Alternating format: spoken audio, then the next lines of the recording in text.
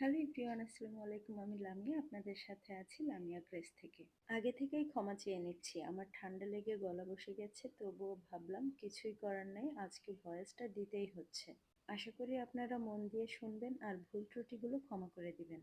গতকালের ভিডিওতে আমি দেখিয়েছিলাম একটা সুন্দর কানের দুল।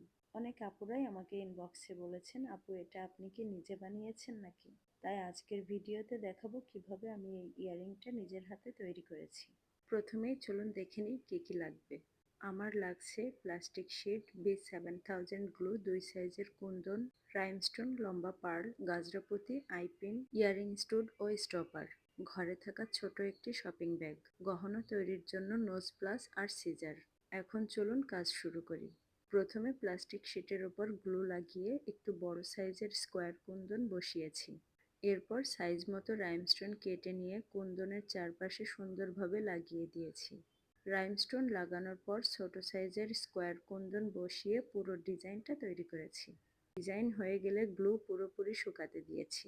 গ্লু পুরোপুরি না শুকালে কাটার সময় স্টোনগুলো সরে যায় এবং ডিজাইনটা তখন নষ্ট হয়ে যায়। তাই এই কাজটা সবসময় সাবধানে করতে হবে। এরপর গ্লু শুকিয়ে গেলে কাঁচি দিয়ে সাবধানে কেটে নিয়েছি যাতে কোথাও অতিরিক্ত প্লাস্টিক শিট না থাকে। এবার ডিজাইনটা একদম নিখুঁত হয়েছে। এরপর আমি আইপিনে গাজরাপতি লম্বা পাড় লাগিয়ে দিয়েছি। 6টা পার্ল ঝুলুনি তৈরি করেছি। এগুলো ইয়াররিংয়ের নিচে 3টা করে ঝুলিয়ে দিয়েছি। এতে ইয়াররিংটা হয়েছে আরও বেশি আকর্ষণীয়।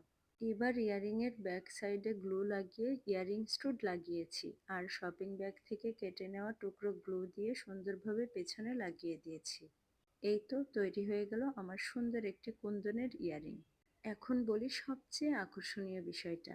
গতকালের ভিডিওতে আমি বলেছিলাম এই ইয়াররিংয়ের দাম কত হতে পারে। কয়েকজন অনুমান করে দামটা বলেছে, কিন্তু কেউই এক্স্যাক্ট বলতে পারেনি। কারণ আমরা সাধারণত এই ধরনের ইয়াররিং দোকান থেকে অনেক বেশি দাম দিয়ে কিনে থাকি। কিন্তু জানেন কি, আমার এই ইয়াররিংটা তৈরি করতে মোট খরচ হয়েছে মাত্র 30 টাকা। অবিশ্বাস্য, তাই না? এবার আমি ইয়াররিংটা পরে দেখাচ্ছি, দেখুন তো কেমন লাগছে আমাকে। আপনারা অবশ্যই কমেন্টে জানাবেন কানের দুলটা কেমন লেগেছে আর আমার লুক কেমন হয়েছে।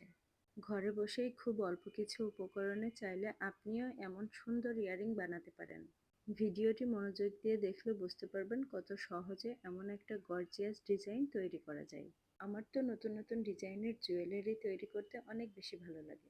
তাহলে আজকের ভিডিও এতটুকুই। ভিডিওটি ভালো লাগলে লাইক, কমেন্ট, শেয়ার করতে ভুলবেন না।